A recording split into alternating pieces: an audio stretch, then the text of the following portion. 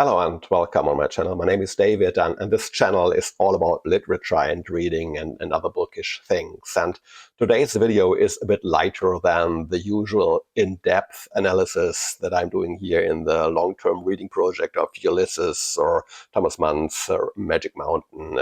So this is just a very light video, a wrap-up of my reading experiences in 2025. I present the top 10 of the books which impressed me the most in 2025. And so this isn't about the best new releases of 25. It's mostly about classics, of books that have been around for a long time.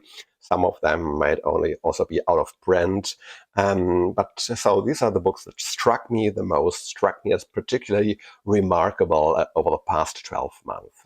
So I read the book in various languages, not only in English. So maybe I'm showing you books with a German title, but in all cases I will show you the cover of the English version here, because I picked only books where also an English translation is available. Okay, let's get right into it. And the order, by the way, is not a ranking, it's just an arbitrary order. Let's start with a piece of German literature by the author Ödön von Horvath and his novel Jugend ohne Gott, Youth Without God. I read this in this nice cloth-bound edition. So Youth Without God. It's a book that I find almost unbearably timely, and I don't use that word lightly. So Ödön von Horvath's Youth Without God was published in 1937, and so that's a very dark area also in Germany. So the English title is Youth Without God. And first, let me start to tell you a little bit about the author with this strange name, Ödön von Horvath. He was one of those cosmopolitan Central European intellectuals of the interwar period. He was born in what is now known as the metropolitan area of Rijeka in Croatia. Then he was raised in Belgrade, today's Serbia, then in Budapest, today's Hungary. Then his family moved to Vienna, Austria, and then Munich, Germany. So he changed places a lot because his father was a Hungarian diplomat. And so Ödön von Horvath, he had a Hungarian passport. But German was his literary language, the language he wrote in. And he is best known for a collection of plays under the title Tales from the Vienna Woods or from the Vienna Forests. But this short novel, Youth Without God, I think it's his most haunting work. And it is also the book that indirectly caused his tragic death. This is a sad story. In 1938, flush with the success of this novel, he went to Paris to discuss a film adaptation of this book. And immediately after a meeting there in a cafe on when he was walking down the Champs-Élysées, then there was a thunderstorm and a branch broke off from, I think, what was a chestnut tree and hit him on the head and killed him. And so he was only 36 at that time. Okay, but let's now talk about the novel. The novel is narrated from the perspective of a teacher. We never learn his name. A teacher who is confronted with a classroom full of boys who have been thoroughly indoctrinated by a regime. It's not explicitly mentioned that this is the Nazi regime, but it's clear there were many similarities. And so the boys really have started to think along that line of the official line. And when one of the boys writes in an essay that using the N-word, quote, Negroes are subhuman beings, end of quote, then the teacher crosses this out and he puts a critical question in the margin, but then he is summoned by the headmaster of the school, and this headmaster reminds the teacher, then he must not contradict the official doctrine and what the media and the radio and the government says that cannot be questioned or contradicted by a school teacher. And this is sort of a starting point for the development, the character development and the development of a critical thinking of this teacher. And what Horvath traces from here now is is on the one hand the decline of the group of young boys into this really fully indoctrinated, cruel worldview, and on the other hand, the slow and painful journey from the school teacher, from a very humble and meek and almost opportunistic person to somebody who really has some sort of moral courage. And so the teacher begins as a man, yeah, he may put a critical question in the margin, but in total, he is a man who he prefers to keep his head down. He doesn't want to risk his career and his pension, and so he has a tendency to look the other way. And then Horvath shows with some sort of really surgical precision and how even such small moral failures can have catastrophic consequences, and how what this indoctrination of youth, what consequences this can bring about. And so then, yeah, and also how the refusal to speak one truth that can lead to a situation where other people are really seriously harmed or may even die. So the novel is not a portrait of cowardice; it's a portrait of a sort of an awakening on the one hand, and of the moral portrait of the moral decline of the youth that has to grow up under such a regime. So, and yeah, I don't want to spoil the plot. There's a murder at a paramilitary camp, and there's a trial, and the teacher has some bad conscience that tortures him constantly, and then finally he comes to understand that silence would be complicity, and in the end he speaks the truth before the court, even though it costs him everything. So he has to leave the country and to teach at a mission school in Africa. So it's a very touching and very revealing novel about what a regime and indoctrination can do to a generation, and how difficult it is to stand up, to show some courage. At the time, it was highly popular. Thomas Mann, the Nobel Prize laureate, he was very enthusiastic about it. He wrote to another colleague, to Karl Zuckmayer, that he thought it was the best novel of recent years. And yeah, I would just invite you to take a look at it, to read it. It's available there's an English translation available. Second book, now I have an English original here, so that Anthony Trollope, the Vicar of Bullhampton. Anthony Trollope is an author who is very dear to me, even though he is barely known in the German-speaking world. I think for English-speaking people, I don't have to tell you a lot about Anthony Trollope, because I think he's still very popular, at least in the UK. I don't know whether it's the same in the US. But yeah, he was, so this novel, The Vicar of Bullhampton, is from 1870, I think.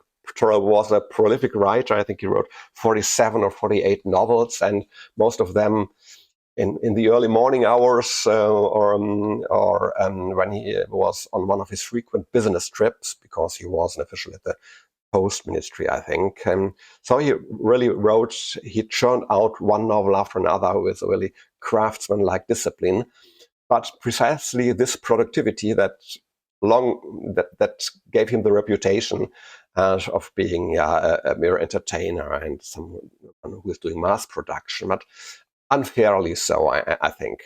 I think Trollope is really a master of a particular kind of moral observation. He shows us the English provincial life of the 19th century, this specific society with their vicarages and the manor houses and the church councils and the hunting parties. Fox hunting is a very frequent theme in Trollope's novels. And there are these young, beautiful ladies playing the piano in the drawing room, waiting for a suitable proposal.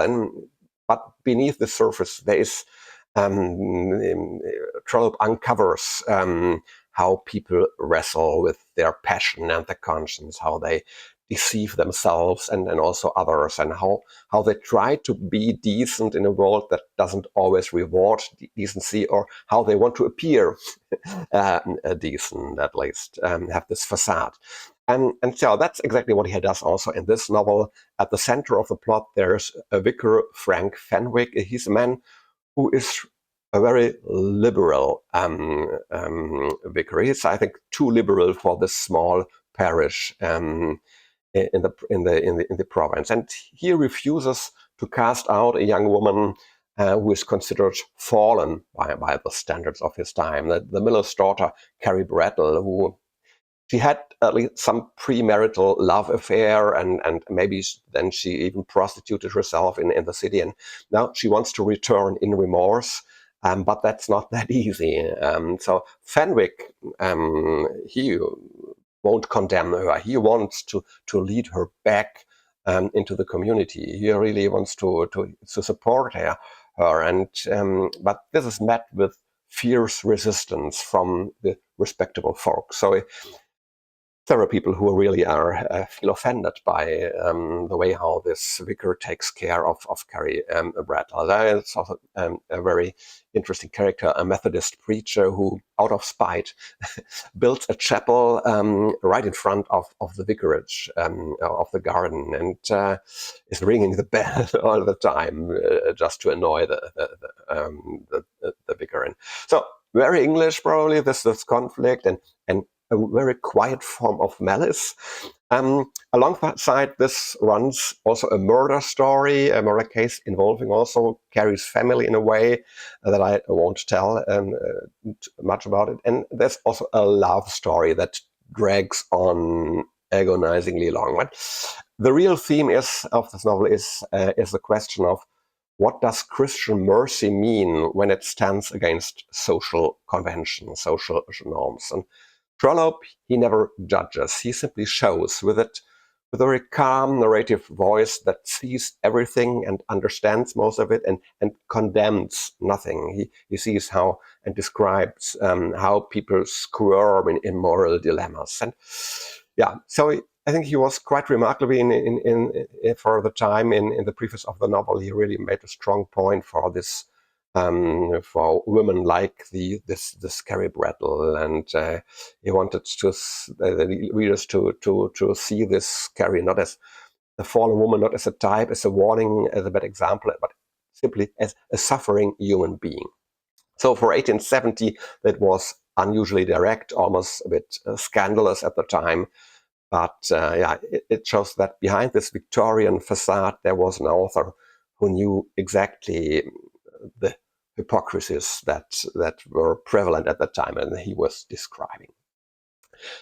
Okay, third book, an Italian classic, Elsa Morante, La Storia, or I think the English title is History, a Novel.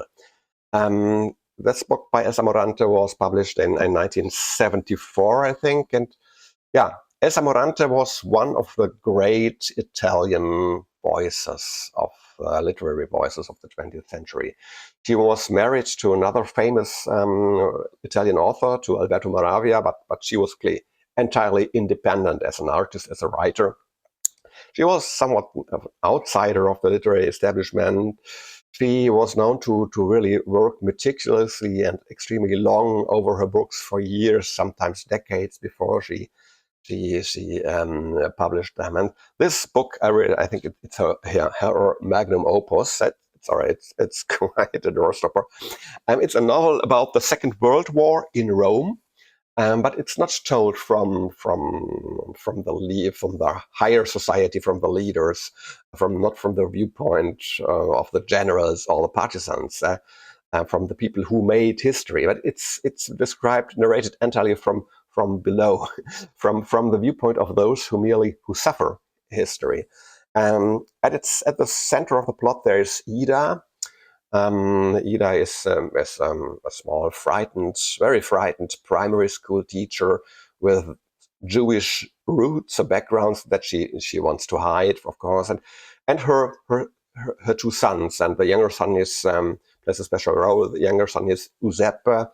He's the product of a rape by a German soldier, and it's a child of almost otherworldly tenderness, and he has a special gift to be very joyful. He enjoys life, and this child is born into this world of hunger and bombs and war. And Morante tells the stories of this little family, Ida and her two sons, over several years, mostly from in the 1940s, and then she also frames each chapter of the actual plot, and also with a sort of a preface, a so very almost dry chronicle of real world history. So what's actually going on in the political world there, the great battles, the numbers of the casualties, the political twists and turns. And then after doing that in each chapter, then she zooms into this tiny flat in the poor quarters of the city of Rome, and where Ida just tries to make ends meet and to survive from one month to another. And so, and the contrast is devastating between the events at the big events at the political and war level, and then this daily struggle to survive. So this is a novel that can really touches your heart, and it's not because it's sentimental, but it's the sheer precision that Morante uses to show us what history and the great politics, what it does to the defenseless, to those to the less privileged in a society. In Italy, the book was, and when it was published, it was somewhat controversial. So, in particular, the political left accused Morante of ignoring the glorious deeds of the resistance and of portraying history almost as a blind fate. But that's rather precisely Morante's point. For Ida and Giuseppe, there is no real. They are not in a position to really to shape history, to change anything. They for them it's only survival or non-survival. That they have to, in a more reactive way, they suffer history. They are not in a position to shape history. It's a monumental book, a profoundly humane book. Okay, let's move on back to German literature again, and something sort of into an excursion into a genre that is rarely presented on this channel, science fiction, and specifically German early science fiction from the 19th century.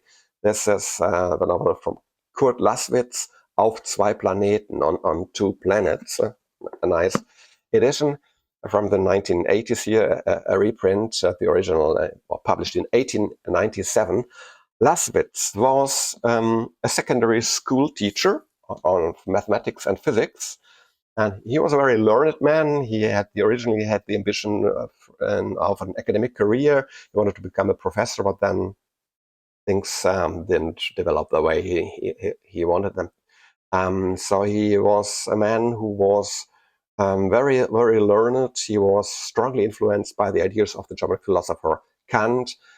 And he was the one who more or less invented German science fiction long before anything we associate with the genre today was written or published in German literature. And this book is his major work. It's a 2-volume novel in which a German expedition to the North Pole encounters there at the North Pole a station of Martians, of extraterrestrial beings from Mars, the Nume, or Nume, as they call themselves, and a society, civilization that is technologically and ethically far, far advanced as compared to us humans, because they have more than 100,000 years of cultural life, more than us humans. And so that is a kind of they live in sort of an enlightened utopia with spaceships and solar energy, and they want to bring these blessings to Earth. And Lasswitz is much too clever for a mere glorification of technical progress. It's not just science fiction in the form of enjoying the beautiful blessings of science and technology. What interests Lasswitz here is the encounter between two civilizations, and how quickly even the morally superior ones fall into the temptation to think that their superiority is that comes with a right or even a duty to patronize others and to manipulate others. So suddenly here in the disguise of a science fiction novel, the ideas of colonialism, cultural imperialism, they are being discussed and criticized. And that's 1897. So in the midst of European imperial politics, when all the European powers wanted to, they were really in sort of a fever of colonializing other parts of the world with this imperialistic way of thinking. So, and still all this political and this criticism of society and of political tendency is done still in an entertaining science fiction novel. And so the Martians, they mean well with the backward Earthlings. They only want to help, and that's precisely what makes this so uncomfortable. Of course, you can tell this book is a bit dated, so the style is a bit antiquated. This enthusiasm for technology is very typical for this time, probably. But the philosophical core, I think it's remarkably up to date. It's a novel about the dialectics of progress, about imperialistic ideas, which are on the rise again. Unfortunately, it was written in an era that still believed very strongly in the blessings of technological progress. So there is a lot of critical remarks about the limitations and also the downsides of technological progress. And all this is wrapped in a story that has all what is needed to make it entertaining and captivating. And there's suspense, there's a touch of romance, it's entertaining because also there are human eccentricities that are bordering on the grotesque, on the very comical. So and I think this makes the novel really still entertaining, quite entertaining to read. So an English translation is available. Two Planets, I think is the English title. Published by the Southern Illinois University Press, and also it's a popular library paperback available. So I think that might be a slightly abridged translation, but so it's accessible to English readers. Next one, Siegfried Siwertz, Seelamps, or so that's Seelamps is the Swedish title, and also the German title or the subtitle, Die Geldjäger, the Money Hunters. The English, a beautiful edition, 2-volume edition from the late 1920s with this gilt cloth, green cloth. The English translation has the title Downstream. So Siegfried Siwertz is a Swedish author. I think he is completely forgotten, at least in the German-speaking world. But at this time, he was quite popular and successful. I think in the early 1920s, he was even he was on the shortlist for the Nobel Prize in Literature. And this monumental family novel, Seelamps or Downstream, from the 1920s it was even later, I think in the 1970s in Sweden, it was transformed into a TV series. It's a family history with a lot of very interesting psychological portraits. So these are the whole story revolves around 5 siblings from a Swedish family with a farm, and there's also some trade going on. So, and each of the 5 siblings there is embodying a different form of one might best call a pathological form of desire. So, and the story revolves about these 5 siblings. Peter, so he's the eldest. He's the classic miser. So for Peter, possession of property and money and any other form of wealth that is not just a means to life, but it's the meaning of life. That's life itself. He sacrifices everything just to increase his wealth, to gain some money, or to acquire some property. He sacrifices his reputation as an honest citizen. He sacrifices his faith, all his virtues, love, ultimately, literally, the life of others. And not because he wants to do something with all this wealth. It's just because the accumulation itself that has become an addiction. Then there's the sister Hedwig. I think she's probably the most complex figure. She's a woman who by nature is strongly inclined towards the sensual, erotic, but she cannot accept this, and she's in struggle with that, and she overcompensates this through almost a cult of renunciation and self-sacrifice, and a compulsive very strict form of piety. And then there are these sudden relapses, so very sudden, almost violent eruptions into worldly pleasures. And then afterwards she tries then all the more grimly to atone for it. And so this oscillation between the extremes, I think that's her weak point, that is her pathological form of desire. The third one, Stellan, he's driven by a craving for honor and social glamour. So money, for him, it's interesting only insofar as it enables his specific lifestyle of this. He's in the military. He has he is highly decorated, and he's a charming one. He is also the carefree one, and he loves gambling and all this these pleasures that young soldiers and lieutenants and that kind of so that they liked to enjoy at that time. So, but all this carefree lifestyle had its price. So he's always desperately in need of money. And so also he has to abandon most of his values. He cheats his best friend at cards and thereby destroys not only the life of his friend but also his own ideals. And it's a very precise study of such a carefree attitude and also how vanity damages a person. Then there's Tord. He goes really the opposite way. He doesn't like human culture. He flees all that. He avoids city and business, and he retreats into nature first in general, and then he retreats with his wife to a lonely island, and he only wants to be surrounded by nature. He loves the simple life, but the author shows that also this sort of escapism is a pathological one.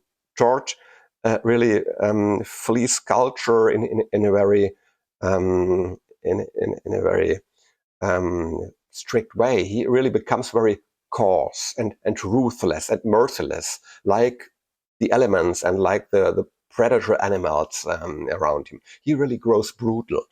And really, he doesn't care for anything that has to do with humans. And so on this island, he can only survive because there's a simple form of economy going on, and his complete ignorance of these economic conditions on the island on which he lives, that ultimately becomes his undoing.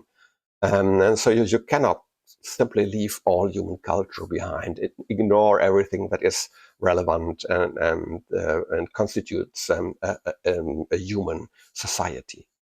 And finally, there's Laura, the youngest. She is fixated on power and pleasure. She loves to manipulate people.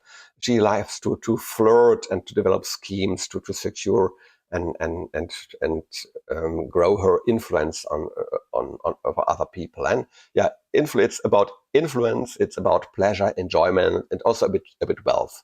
And her desire has almost become instrumental. She likes to manipulate the desire of other peoples to achieve her own goals. Other peoples for her are just means to an end.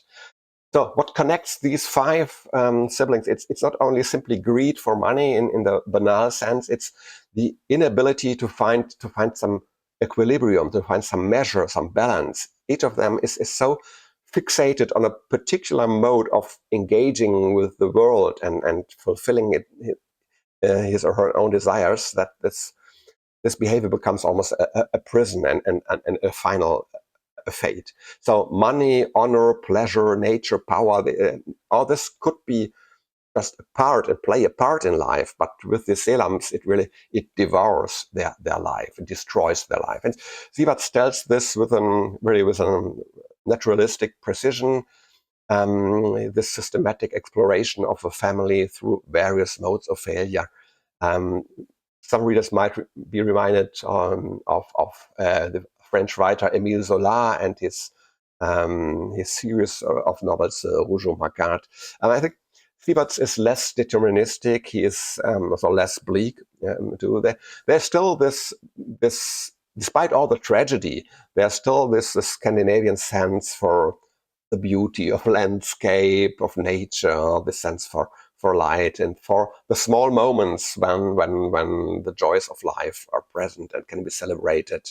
And so it's a really a forgotten masterpiece, but not a small one. Really, something it's worth reading.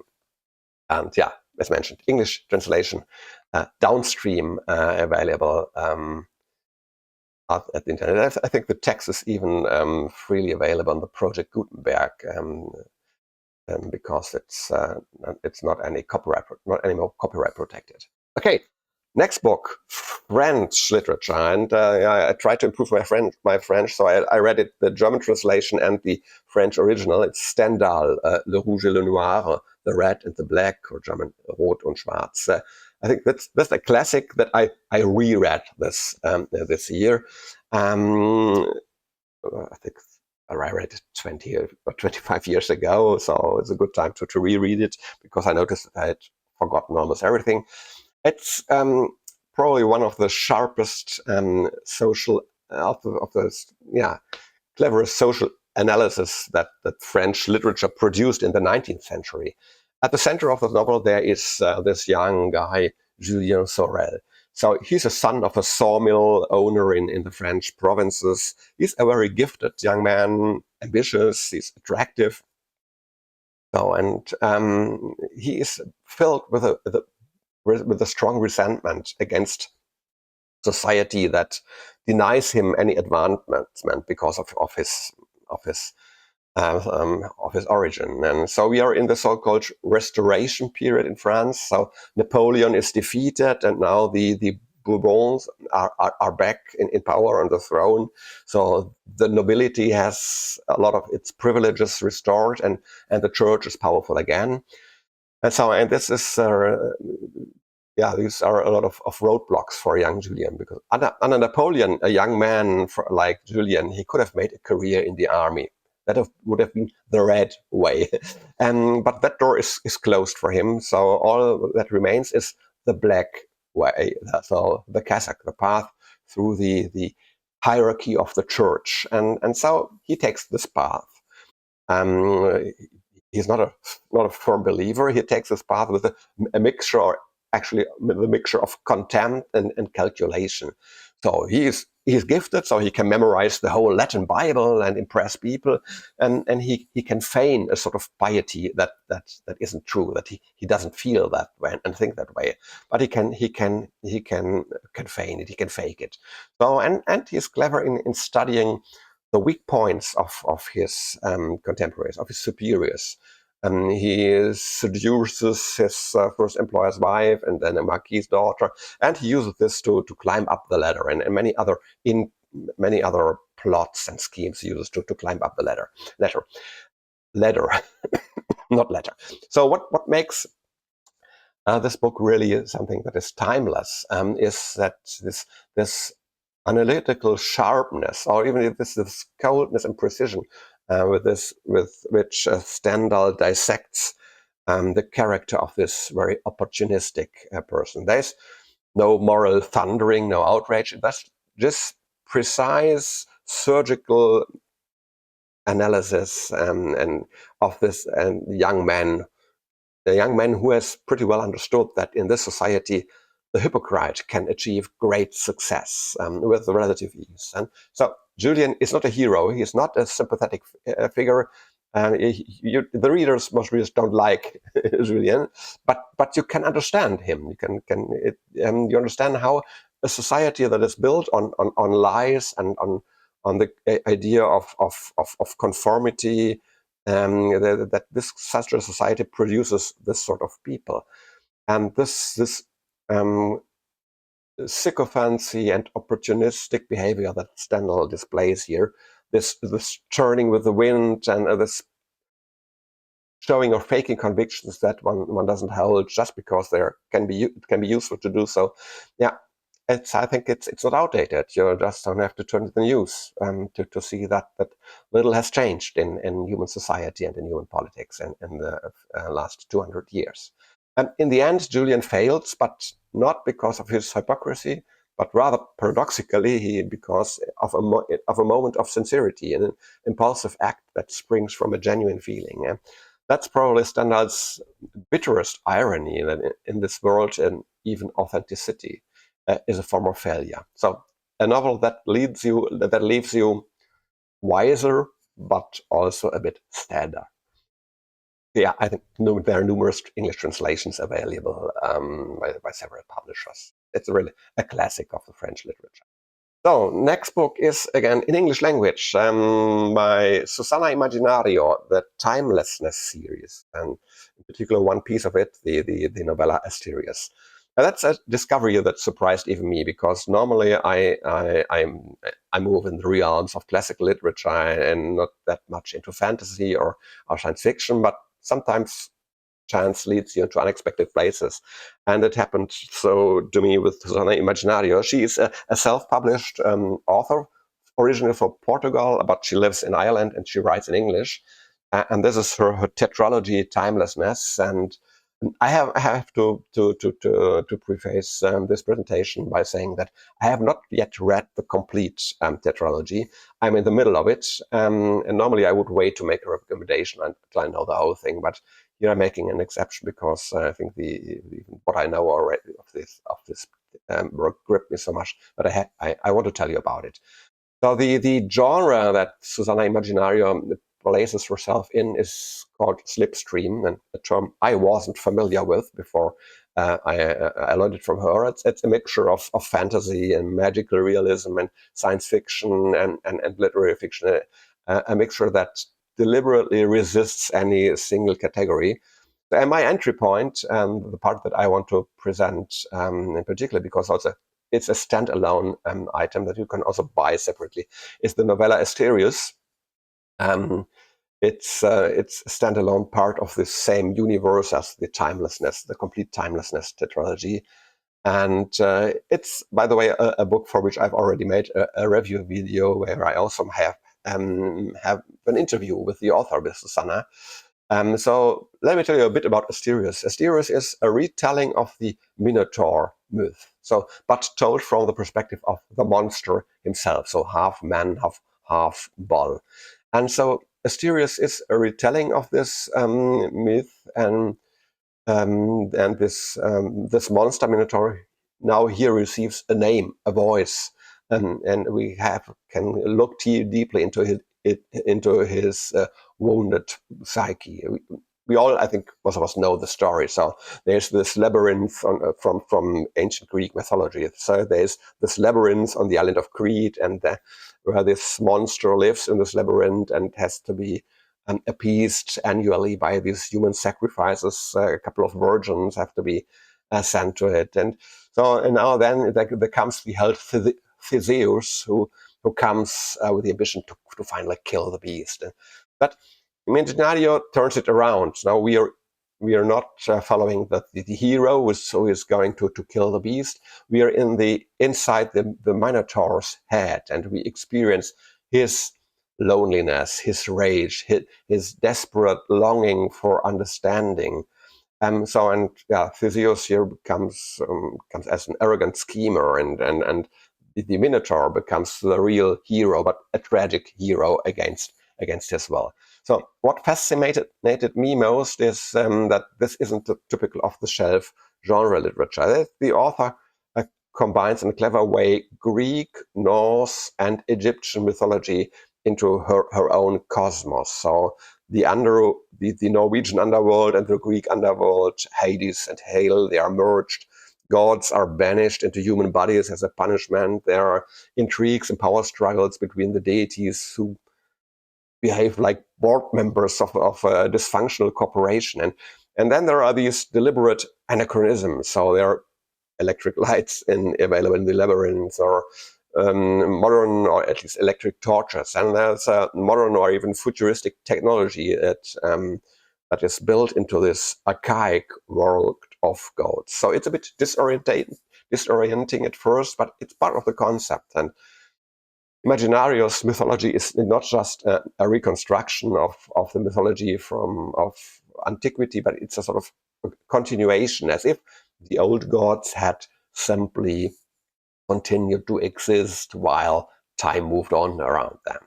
So it sounds a bit probably like chaos, but it's not. It's remarkably well thought through, and the cross connections between the different mythological realms are very logical.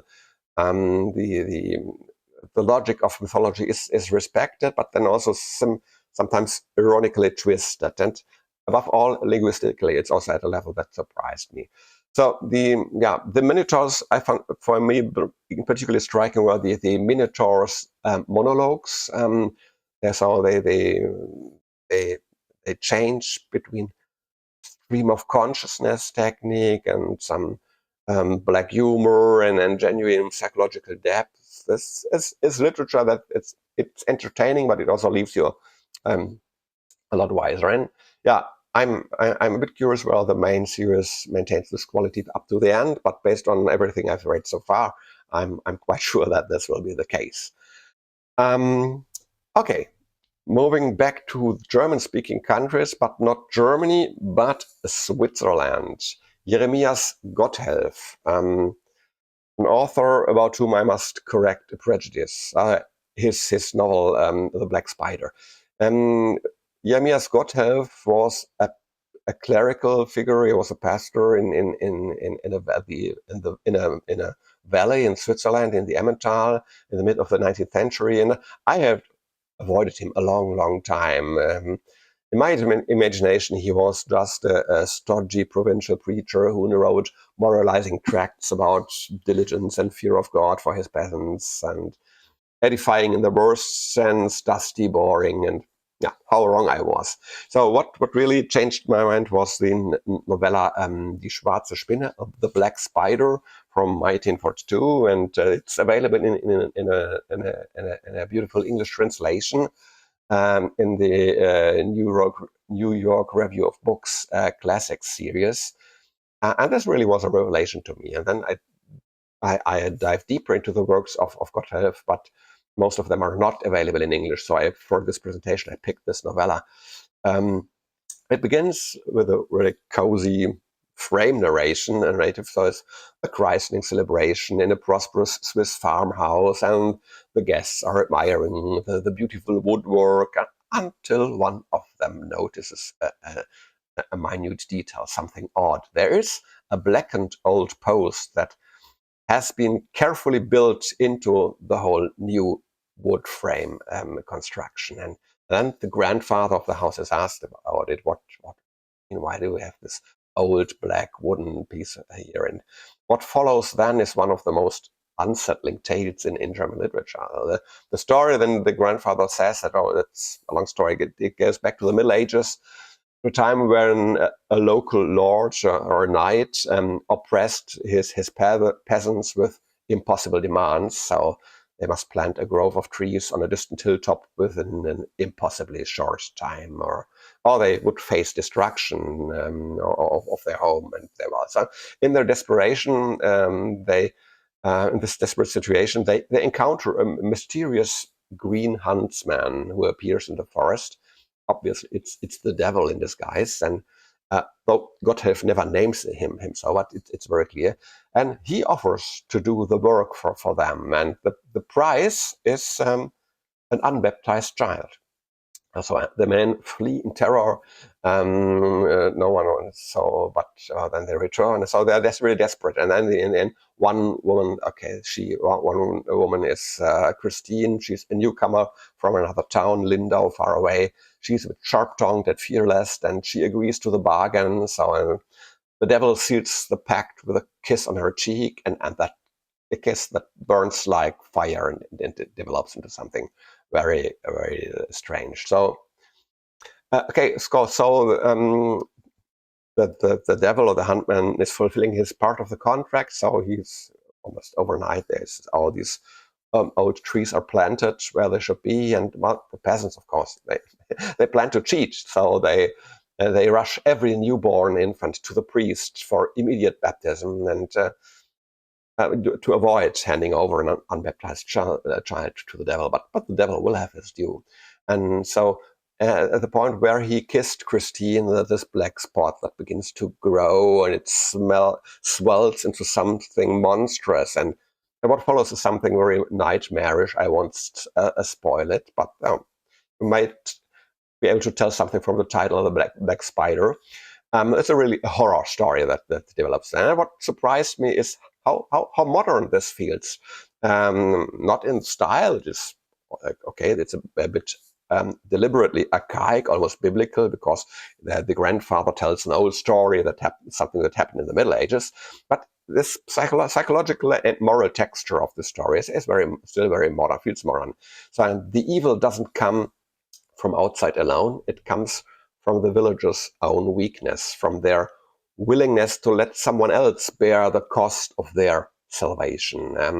And Christine herself, she's not a simple villainess. She's someone who stepped forward when the men were too afraid, and she's one whose damnation grows out of courage as much as out of pride. Again, I have to quote Thomas Mann and his opinion on this piece of literature. He wrote that Gotthelf often touches the Homeric, and that he admired the Black Spider, I quote, like scarcely any other piece of world literature. End of quote. So, and maybe, you take a look at it and you can see why. It's a folk, sort of comes in the form of a folk tale that operates on the level of genuine myth. And it's really brilliant craftsmanship from a very gifted author who I mistook for just a dry preacher. So, The Black Spider, New York Review of Books, classic series as an English translation. Okay, I think we're almost there. Ferdinand von Saar, Austria. Master Novellas, or Meisternovellen. This is a German edition. This is one of those chance finds that one can make when browsing in antiquarian bookstores. So Ferdinand von Saar in his Master Novellas that fell into my hands, and it was completely unknown to me. I was curious and picked it up. It was a bargain, just a few bucks. And Saar was Austrian. He was born in 1833 in Vienna, and he died there in 1906. So he was a contemporary of other more famous German writers such as Theodor Storm, Konrad Ferdinand Meyer. And he saw himself primarily as a writer of plays, of tragedies. But the tragedy is that those works weren't that good. So they are forgotten and lost. And a small posthumous reputation rests on his 32 stories and novellas. He didn't think a lot of them, but turned out to be the real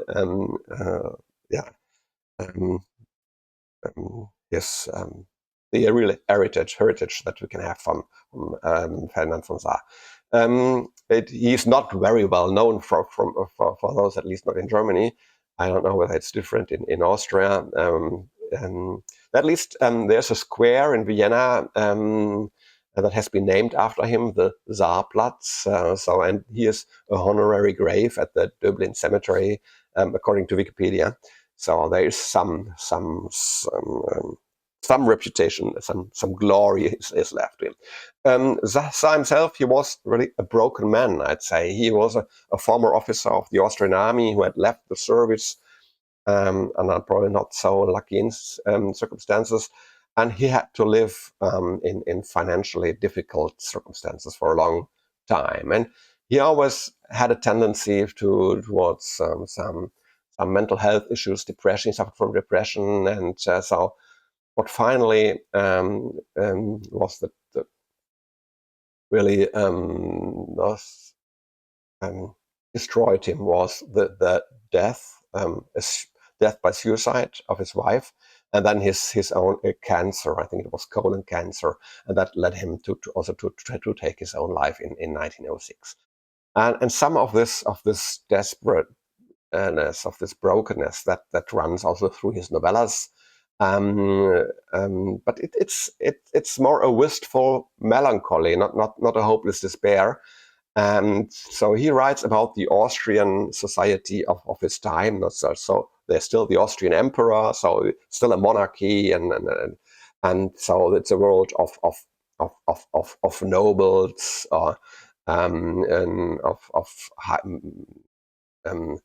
high-ranking military people, and but also minor officials, minor clerks, and servant girls, housemaids. But he often has a special eye on people's failure. So on the quiet catastrophes that play out behind the facade. So there's a love affair that founds on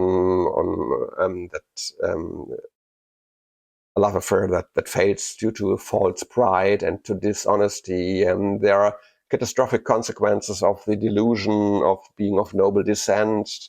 There's something one might call spiritual infidelity. So this volume brings together what is for me a compelling selection of 7 novellas. He was highly esteemed by his contemporary writers, like another Austrian writer, Marie von Ebner-Eschenbach. She greatly praised him, and also the spokesman of the Vienna modernist movement, Hermann Bahr. He was full of praise for Ferdinand von Saar. So yeah, he obviously a gifted writer, but partly forgotten. What fascinates me about von Saar is this mixture of precision, melancholy, a sort of resigned composure. And he writes, let's say, search for the proper English word. So let's say sparely, almost austerely. There's no expansive landscape descriptions, no grand gestures, but in this austerity there is a concentration and a human trueness that speaks to me directly as a reader. Because even in the melancholy, the unhappiness, this comes across as truly true, as convincing and authentic. And you sense that there is someone writing who knows unhappiness and melancholy quite well, and he wants to show it, but he doesn't need to dramatize it. He describes it in a very matter-of-factly way. So I think for lovers of this novella tradition, the Austrian and the German one, this is a real discovery. And there is an English translation available. It's a collection of novellas. I'm not quite sure whether it's exactly the novellas that I have here. So, but it's available with the title "The Stonebreakers and Other Novellas," published by Ariadne Press, and I think it also contains 5 or 6 novellas. And I would like to invite you to take a look at it. So, okay, so that's my these are my top 10 books from from 2025, books that convinced me the most and entertained me the most and impressed me. And I'm quite looking forward to your comments and questions, and or I'm rather curious to learn whether you're familiar with some of these authors and some of these their works, and what you think about it. Let me know in the comments, and hope to see you next time. Thanks for watching this video. Have a great reading time. Take care. Bye bye and ciao.